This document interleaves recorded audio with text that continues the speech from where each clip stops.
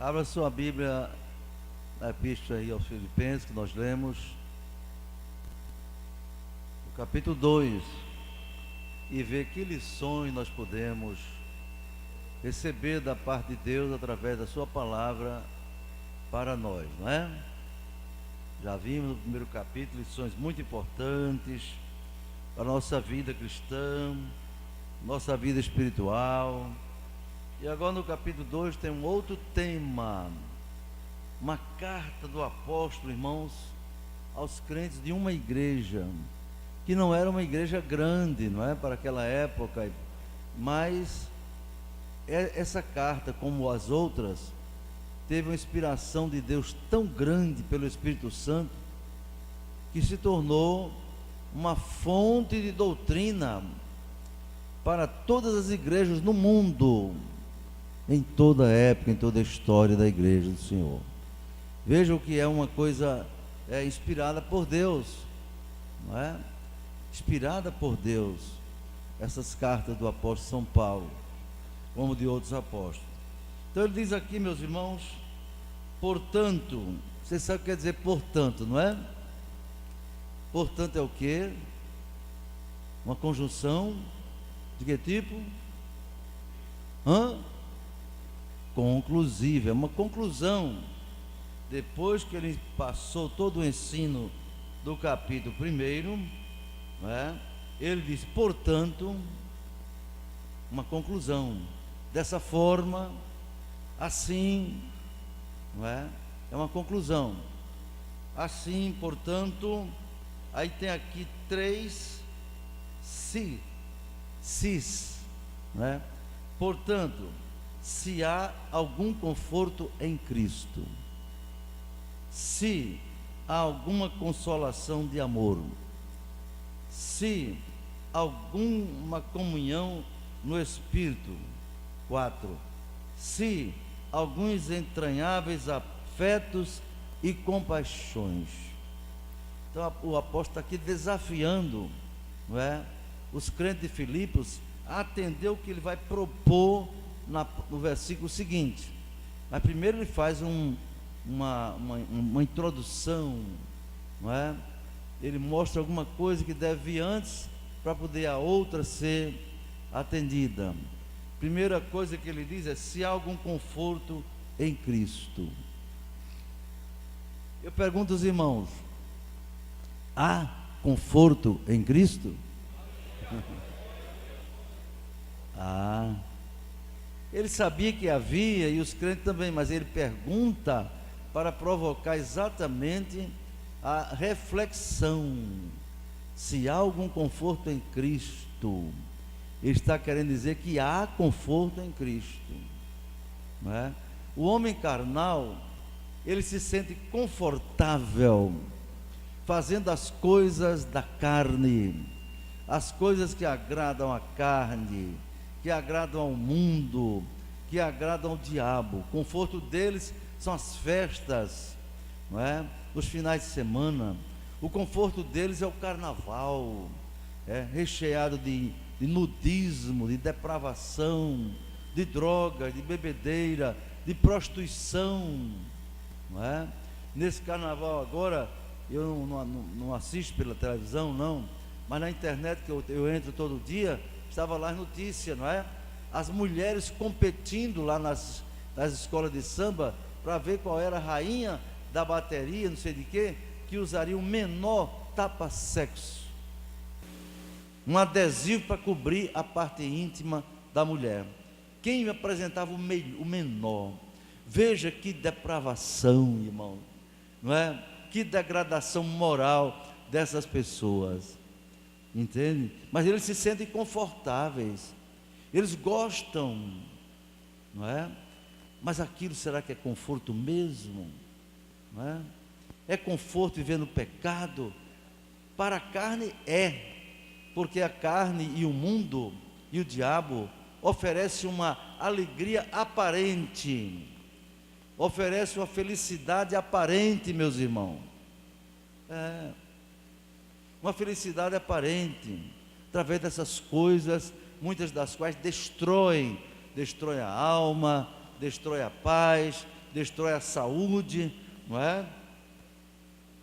Porque eles não conhecem outra fonte, eles não conhecem a fonte sublime, maravilhosa, perfeita, divina, do verdadeiro conforto e da verdadeira alegria. Mas eu tenho certeza que você fosse entrevistado, não é? Nosso programa de televisão ou outro qualquer, ou numa emissora, você acha que tem conforto em Cristo?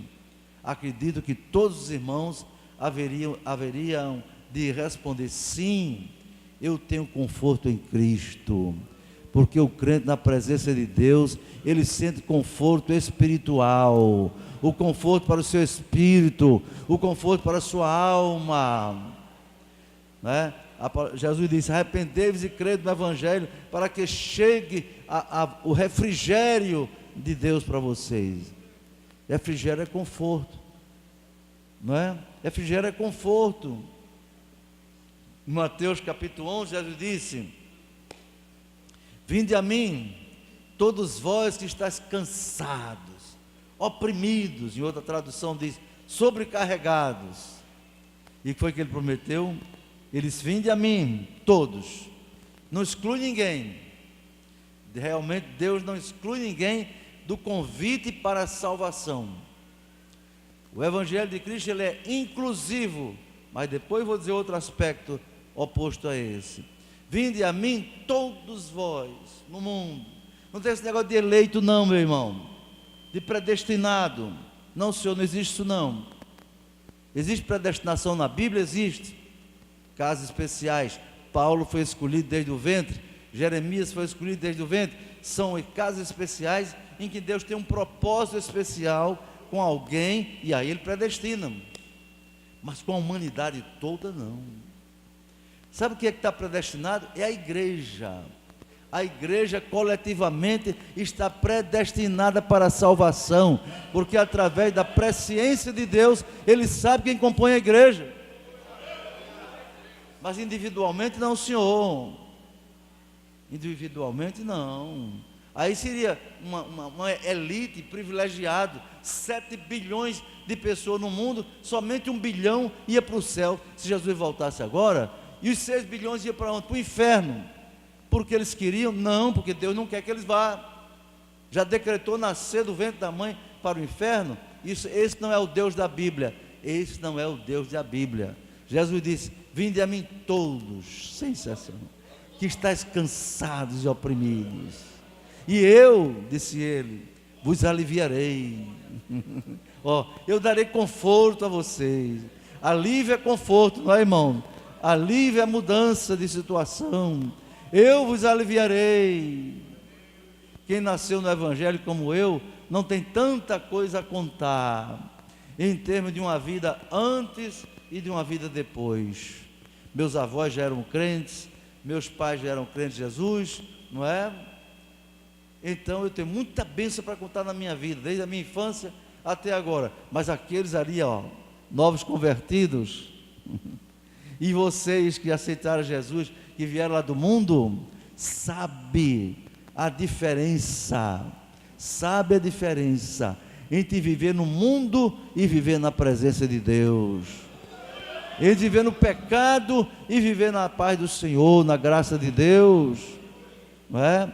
Viver perdido e viver salvo. Vinde a mim todos os que estáis cansados e oprimidos, e eu vos aliviarei. Tomai. Agora vem a outra parte. O convite é para todos, mas diz: tomai sobre vós, que quer vir a mim, o meu jugo. Meu jugo. Jugo quer dizer, irmãos, algo que pesa, algo que limita. Essa palavra jugo vem do mundo pastoril, não é? Os irmãos do interior e outros sabem o que é uma canga. Quem sabe o que é uma canga de boi? Canga é um objeto assim, né? Bota no pescoço do animal, aqui, bota no pescoço do animal, e embaixo ele tem uma coisa que impede a canga de sair, viu? Aquela canga também pode ser chamada de jugo. E para que a canga? Para o animal não andar por onde ele quer. O animal que tem uma canga, por exemplo, eu vi lá na terra do meu avô, aquelas cabras com a canga, elas queriam passar pela cerca e não podia. Ela quer sair, mas a canga impede. Irmão, sabe o que a maioria de nós não foi para o mundo? Por causa da canga, por causa do jugo de Jesus. Quantos de vocês pensaram se desviar, pensaram em ir embora, mas o jugo amoroso de Jesus disse: eu amo você, fique aqui mesmo, não saia daqui. Aqui é difícil, mas aqui é seguro. Dê glória a Deus por isto, meu irmão. Tomai sobre vós meu jugo, e aprendei. A salvação é de graça, mas é condicional, viu? Tomai sobre vós meu jugo e aprendei de mim, para aprender comigo, que sou manso e humilde de coração. E o resultado qual é? Encontrareis descanso para vossas almas. Encontrareis descanso para vossas almas. Por quê? Porque o meu jugo é suave e o meu fardo é leve. Isso é conforto em Cristo.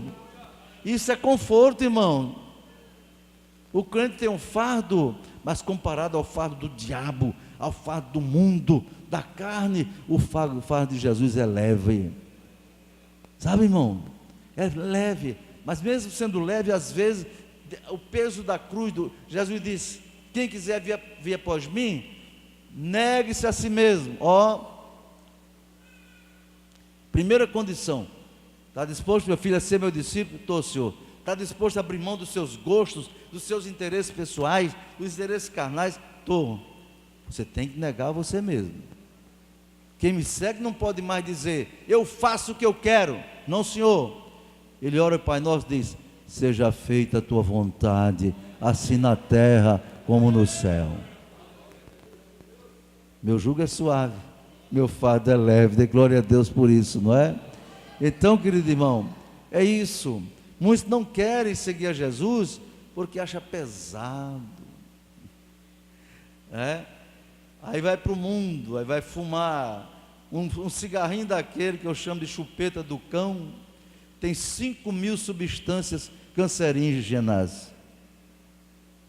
Vai tomar droga, vai se prostituir, arranja doença sexualmente transmissível e outras coisas, não é? Destrói a família, destrói a moral, a dignidade. Aí o diabo engana, dá uma anestesia na pessoa, para a pessoa pular e dançar e pensar que é feliz, até que vai chegar o dia da morte, ou por um acidente, ou pela velhice, ou por uma doença. E quando o espírito e a alma saem do corpo, o corpo vai para o pó, e o interior da pessoa, que é a parte espiritual, é que vai descobrir, vai cair a ficha. Para muitos a ficha só vai cair quando passar dessa vida para outra. Quando o médico disser: não tem mais jeito, morreu. Ele descobre do outro lado da vida que: e agora para onde é que eu vou? Não pode mais voltar atrás. Aí são a escuridão, as trevas, os demônios serão o seu comitê de recepção. Recepção do ímpio é feita por demônios. Muito bem, nos acompanhe. Lúcifer espera por você. Vai para o inferno. Por enquanto vai para o Hades, lugar de sofrimento eterno. Com o justo é diferente. Muitas vezes o crente aqui está sofrendo. É a diabetes, é o câncer, é a doença, é um problema, uma deficiência, é um problema sério de saúde, tanta coisa, perseguição e tal. Quando chega um dia o crente morre, como Lázaro, o mendigo, morre. Diz a Bíblia: e Lázaro foi levado pelos anjos para o seio de Abraão. O comitê de recepção são anjos que levam ao paraíso. Há algum conforto em Cristo? Há. Desde que você ame a Cristo, você queira servi-lo com boa vontade, com santidade, há conforto em Cristo. Então Paulo pergunta, se há algum conforto em Cristo, aí vem o outro se há alguma consolação de amor, se há alguma consolação de amor. Consolação vem de consolo, né? É parecido com conforto, mas o consolo geralmente é produzido por alguém que consola, alguém que chega junto diante de uma situação difícil, uma situação de angústia, não é? Uma situação de sofrimento. E é interessante, irmãos, Jesus não prometeu para os seus seguidores um mar de rosa. A igreja por aí, meu irmão, que diz, pare de sofrer. Já viu? Pare de sofrer. Venha para esta igreja, que aqui você vai parar de sofrer. Está errado. Igreja nenhuma pode dizer que vai parar de sofrer, não. Porque Jesus disse, no mundo tereis aflição, mas tende bom ânimo, eu venci o mundo. Louvado seja Deus. E o apóstolo São Paulo diz que em Cristo nós somos mais do que vencedores por aquele que nos amou. Irmão, e só pode ser vencedor quem tem luta. Só pode ser vencedor quem passa por problema, conflito, etc. Eu já disse aos irmãos, a nossa vida é comparada a um barco. Os discípulos atravessando o mar da Galileia, no barco, né? Jesus entrou com eles e foi dormir lá na popa do barco, porque estava cansado. No princípio foi tudo uma calmaria, o barco à vela e a remo, devagarzinho ali, mas no meio do mar, surgiu, diz a Bíblia, uma tão grande tempestade, que as águas cobriam o barco, balançava para um lado, balançava para outro. Eu já tive uma experiência dessa, involuntária. Eu era estudante, não é, do Ateneu Norte Rio Grandense, e aí na Semana da Marinha, em dezembro, não é? Semana da Marinha, foi facultado às escolas levar alguns alunos para passear de barco, de navio. E lá fui eu, meus colegas, entrei num naviozinho chamado Caça Submarinos. Quem foi da Marinha aqui? Sabe, né? Ainda tem aquele bichinho? Mas não. Caça Submarino. Ele é de madeira até. Não é muito grande, não. Mas, irmão, quando saiu do Rio Potengi, ali da base naval, que tranquilidade. Eu fiquei assim, olhando para o mar, para a paisagem, bonito, lindo, tudo tão tranquilo, né? Quando chegou naquele lugar que chama Boca da Barra, o encontro entre o rio e o mar, aí o negócio começou a mudar. O barco começou a balançar. A princípio era um balanço pequeno, depois foi aumentando, aumentou tanto, chegou uma hora que o barco fazia assim, ó, ele subia assim, ficava metade do lado de fora, e quando descia de uma vez, tum, eu digo, meu Deus, tem misericórdia, parecia que ele não ia mais voltar. E aí a gente começou a vomitar, a gente começou a chorar, e eu me agarrei ali num negócio daquele, e fiquei, Jesus, tem misericórdia de mim, para que foi que eu inventei de vir nesse negócio? Se eu soubesse que era assim, tinha ficado para lá mesmo, outro programa. Ó, meu irmão, chegou num lugarzinho para lá, que eu olhei assim para trás, não via mais a terra, era só o céu e o mar. Jesus, tenha misericórdia, Senhor, me deixa escapar. Se eu escapar dessa, nunca mais eu venho nesse tipo de passeio, não. Ô, meu irmão, era assim, ó, não é brincadeira, não. Os marinheiros lá acostumados ficavam rindo da gente, mas aquela estudantada que não estava acostumada sofreu muito, sabe? E não valeu, eu achei que não valeu a pena não ter feito aquele passeio lá, entendeu? Mas veja bem, eles iam no barco assim, um barco bem menor do que o caça submarino, com Jesus, né, os discípulos, os 12, e veio aquela tempestade tremenda. Eles lutaram, mas não conseguiram, irmão. Olha, você não é autossuficiente. Não pense que pode vencer todas as lutas da vida, não. Deus vai te permitir passar por lutas para você entender que você depende dEle, que você precisa dEle. Você não pode dispensar Ele. Você não pode estar no barco sem Jesus. Se você estiver no barco sem Jesus, a coisa está feia. Aí quando ele viu que não tinha jeito, alguém disse: vai chamar o mestre de pés, vai chamar o mestre. Eu acho interessante, né?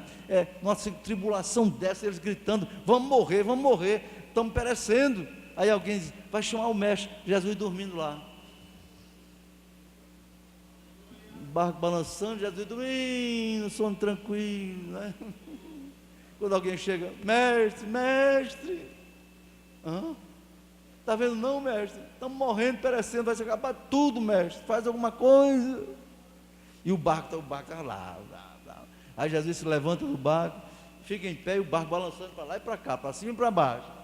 Aí Jesus se equilibra e diz: vento, te cala, vento. Mar, te aquieta, mar. Te aquieta. O vento que estava brabo, o vento fez assim, ó. O mar, que era uma onda de 5, 6 metros de altura, foi passando com aquela tranquilidade. Chegou o conforto em Cristo, não é, irmão? Chegou o conforto em Cristo. Chegou a consolação do Senhor. Aleluia. Chegou o conforto em Cristo. O barco foi até o outro lado. O barco não afundou. Por quê? Porque Jesus estava no barco. Dê glória a Deus por isso. Aquele corinho infantil, né? Com Cristo no barco tudo vai muito bem. Vai muito bem. Canta, irmão. Vai muito bem. Com Cristo no barco tudo vai muito bem. E passa o temporal.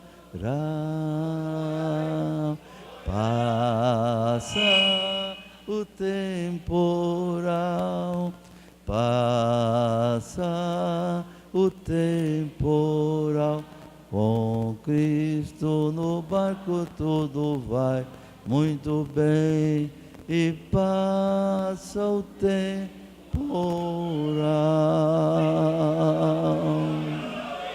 Dê glória a Deus. Há conforto em Cristo? Há consolação? Há também. Agora, nós também devemos ser, irmãos, instrumentos desta consolação de amor de que fala o apóstolo Paulo. Instrumento de Deus para consolação de amor. Viu? Quando você viu um irmão sofrendo, né? O pregador que passou aqui, pastor, irmão Daniel, não foi? Daniel contou que quando ele teve um mal-estar no púlpito, que sofreu lá um problema, aí teve um pastor que disse: é pecado. Isso deve ser pecado. Cuidado, irmãos. Jesus diz: não julgueis para que não sejais julgados. E se julgar, julgue segundo a reta justiça e não segundo a aparência. E depois o irmão foi lá visitá-lo e contou essa história do homem da língua grande, não é? Precipitado, viu? E já julgou o irmão por causa de um momento ruim na vida dele. Não é? Não era muito melhor que ele tivesse se aproximado dele? Irmão, o que é que houve? O que foi que houve, irmão? Você passou mal? Ele ia dizer o que foi que houve, que já tinha sido constatado pelo médico, alguma coisa, não é verdade? Mas não, já foi logo julgando. Querido, até Jesus precisou de alguém para ajudá-lo, sim ou não? Sim. Até Jesus precisou. Ele, depois de passar a noite, não sei quantas horas, com fome, né? Desidratado, lá no jardim do Getsemane, ninguém levou um copo d'água para ele. A dor foi tão grande, a angústia, a tensão emocional, que ele não suava mais só água, suava sangue, não é? Suava sangue. Ninguém chegou ali. Foi tão terrível que ele disse: Pai, se possível, passe de mim este cálice. Mas disse: mas não se faça a minha vontade, mas faz a tua vontade, ó Pai. Dali foi na caminhada, da caminhada para a cruz, e a cruz pesada, certamente os soldados perceberam que ele estava sem condição de levar, de chegar até o Gólgota. Lá vai passando Cirineu, Simão, Cirineu, ei, vem cá, Cirineu devia ser um camarada forte, né? Vinha do campo, viu? Vinha do campo, alguém pode dizer que Cirineu passou ali na hora errada, mas não foi não. O galardão de Cirineu é muito grande lá no céu, meu irmão. Dê glória a Deus por isso. Ei, rapaz, leva essa cruz aqui, que esse camarada não vai poder chegar lá não. E o Cirineu ajudou Jesus a levar a cruz até o Gólgota. Eu pergunto, você tem sido Cirineu para alguém? Você tem sido Cirineu para alguém? Ou tem sido alguém que aumenta o peso da cruz de alguém? Cuidado, cuidado, que o Deus da consolação quer de nós que sejamos instrumentos da sua consolação para com nossos irmãos. Viu? Então, meu irmão, se você puder dar uma palavra de ajuda a alguém, dê. Se não puder, se cale, ore por ele, não julgue, não invente história, não espalhe notícia ruim, né? Depois Daniel disse que Deus usou um ladrão que roubou o carro do colega dele, né? Dizendo, homem de Deus. Sim, porque o pastor disse, aquele não é homem de Deus não. Está lembrado disso? Aquele não é homem de Deus não. Foi aqui o pastor Daniel pregando. Aí o ladrão roubou o carro, quando o ladrão era desviado, né? Daniel resolveu cantar um hino, sabia que ia morrer, resolveu cantar um hino. O ladrão disse, se você é crente, se eu sou pastor, aí eu sou desviado da Assembleia de Deus. O ladrão, aí libertou ele no meio do mato, e quando foi se despedindo, disse, homem de Deus. O ladrão chamou o irmão de homem de Deus. Você ainda vai fazer muita coisa para Deus nessa terra. Um meteu o pau, o outro reconheceu que era um homem de Deus. Então, meu irmão, reconheça o valor do seu irmão, ajude o seu irmão. Ele está fraco, a Bíblia diz, levai as cargas uns dos outros, e assim cumprireis a lei de Cristo. Tem criança, eu tenho nada a ver com isso, ele que se ferre, tem nada com isso, não é problema meu não, não é assim não. Cristianismo não é isso não, isso é Estado Islâmico, isso é muçulmano. Cristão é para levar a carga um do outro, cristão é para amar um outro como Cristo amou. Meu irmão, ser cristão tem que se parecer com Jesus. Cristão, esse nome cristão quer dizer pessoa que se identifica com Cristo. Identifica com Cristo. Há alguma consolação de amor? Há conforto em Cristo? Há. Mesmo na luta, mesmo na tribulação, Ele nos conforta. Há consolo? Há consolo. Aquela irmãzinha, me lembro do testemunho de Daniel também. Quem se lembra o nome da menina? Era Camila.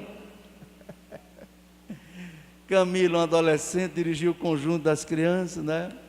Tinha um cabelo grande, a Camila. Mas uma diretora lá, espírita, inventou a história de que ela tinha aquele cabelo grande, estava cheio de piolho, e o piolho infestava a escola. E pressionou a mãe da menina, e quando a Camila estava dormindo, a mãe cortou o cabelo bem na nuca. Bem na nuca. Camila, quando acordou, estava com o cabelo curto demais. Quando chegou na igreja, ninguém perguntou por que ela cortou o cabelo. Ninguém. Nem o pastor. Foi logo o dedão apontando, olha. E botaram logo um apelido nela, Joãozinho. Agora é um macho, é homem, sapatão.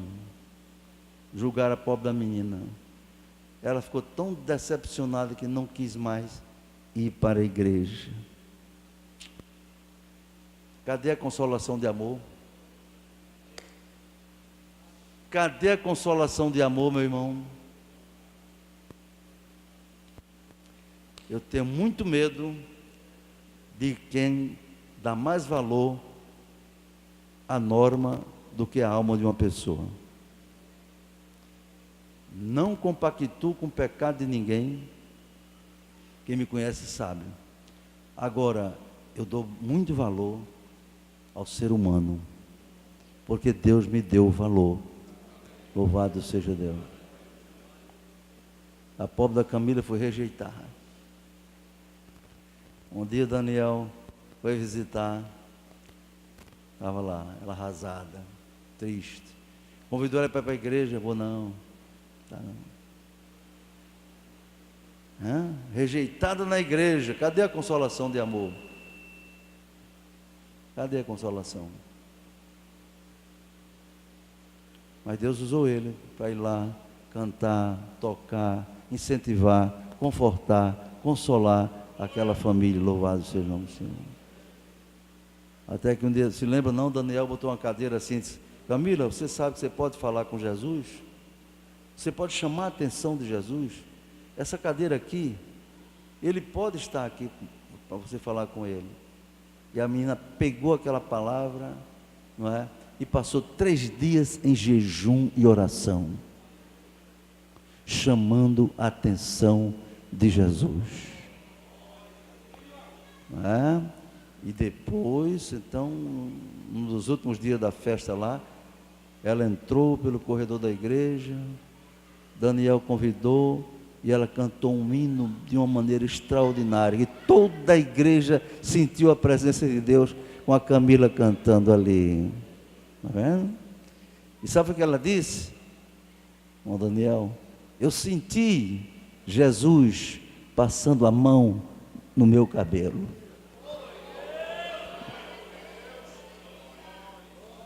Eu senti. Há algum conforto em Cristo, alguma consolação de amor? Se há alguma comunhão no Espírito, consolo, conforto, comunhão. O que é comunhão? Comunhão é uma palavra que significa ter tudo em comum. Ter tudo em comum. Entendeu? Alguma comunhão no Espírito. Quantos Espíritos Deus tem, irmão? Quantos Espíritos? Hein? Quantos Espíritos Deus tem? Só um, meu irmão. O irmão respondeu 7 ali de Isaías. Ali são 7 manifestações do Espírito de Deus. Na verdade é um Espírito. Um só Espírito, diz Paulo. Uma só fé. Um só batismo. Um só Deus que é Pai de todos. Dê glória a Deus por isso, irmão. Comunhão no Espírito quer dizer o seguinte, irmão, que o Espírito Santo de Deus, Paulo diz em 1 Coríntios 6, 19 e 20, não sabeis que o nosso corpo é templo do Espírito Santo, que habita em vós, proveniente de Deus, e que não sois de vós mesmos? E ele diz: glorificai, pois, a Deus no vosso espírito e no vosso corpo, os quais pertencem a Deus. Então, o Espírito que habita em mim, habita em pastor James, em pastor Otávio, habita nessas meninas, habita em vocês, habita em todos nós. É o mesmo Espírito, porque ele habita em todo mundo aqui e lá na China, na Europa, onde tiver um crente, o Espírito de Deus está. É porque ele é Deus, ele é onipresente. Glória a Deus, aleluia, ele é onipresente. Então, se há comunhão, meu irmão, você não pode dizer que tem comunhão com Deus se não tem comunhão com seu irmão. Não pode. Não pode. O apóstolo João diz: se você diz que ama a Deus e não ama seu irmão, você é um mentiroso. Diz que ama a Deus que não vê e não ama seu irmão a quem vê. mentiroso. Pior, tem crente que aborrece um outro irmão. Eu posso discordar de um irmão, posso discordar de outro, não sou obrigado a concordar com tudo que as pessoas dizem ou fazem. Não, senhor. Porém, eu não tenho o direito de aborrecer a meu irmão. Agora eu tenho a obrigação de amá-lo. Jesus disse em João 13, 34 e 35: um novo mandamento vos dou, o 11º. Judeus conheciam 10, não é? Aí já depois agora eu vou trazer mais um. Vocês só conhecem 10 mandamentos, eu vou trazer um novo. E ficaram assim: novo mandamento vos dou, que vos ameis uns aos outros, como eu vos amei a vós. Você pode dar glória a Deus, meu irmão? Pois bem, esse mandamento é tão importante, mas tão importante, que juntamente com o outro mandamento que Jesus disse para o doutor da lei, amar a Deus sobre todas as coisas e ao próximo a si mesmo, viu? Jesus disse, desses 2 mandamentos, amar a Deus sobre tudo e amar o próximo a si mesmo, depende toda a lei e os profetas. Todo o Antigo Testamento se resume nesses 2 mandamentos. Toda a Torá, toda a lei, todos os profetas, tudo se cumpre nesses 2 mandamentos. Por quê? Dá para entender, não é? Se você ama a Deus acima de tudo, você não vai fazer nada que não agrade a Deus. Né, meninas? Não vai fazer nada que não agrade a Deus. Não é, irmãos obreiros? Não vai fazer nada que não agrade a Deus. Tinha uma irmã, elas vão rir agora. Tinha uma irmã chamada Irene. É num livro missionário, muito interessante, um livrinho de bolso. Não me lembro o título agora, mas tem lá em casa. O missionário disse que a esposa dele, viu? Um dia ele ficou surpreendido, já se preparando para ir para a igreja, assim na sala, e a esposa dele se arrumando no quarto. Aí ele escutou alguma coisa assim que ele achou estranho. A mulher, e era no tempo que a mulher usava chapéu. Não precisa usar chapéu aqui não já passou esse tempo. Usava chapéu. Aí ele escutou, ele esperando a mulher, e do quarto lá diante do espelho saía assim: Jesus, está bom assim? E assim, Senhor? E agora? Está melhor? Ele disse: meu Deus, será que Irene não está bem de saúde? Falando sozinha. Que é isso? Vou ver o que é. E foi devagarzinho, estava ela diante do espelho, irmão, fazendo assim, ó, com o chapéu. Está bom assim, Jesus? Olha, e assim? E agora, melhorou? Está bom assim? Tá? E esse vestido está bom, Jesus? Tá bom? Tá certo. Então, vou para a igreja. Aí o marido disse: mulher, não precisa dessa cavilação não. Para ajeitar um chapéu, perguntar a Jesus se está bom, o vestido. Ela respondeu para ele: meu marido, eu amo muito você, mas eu amo mais ao meu Jesus.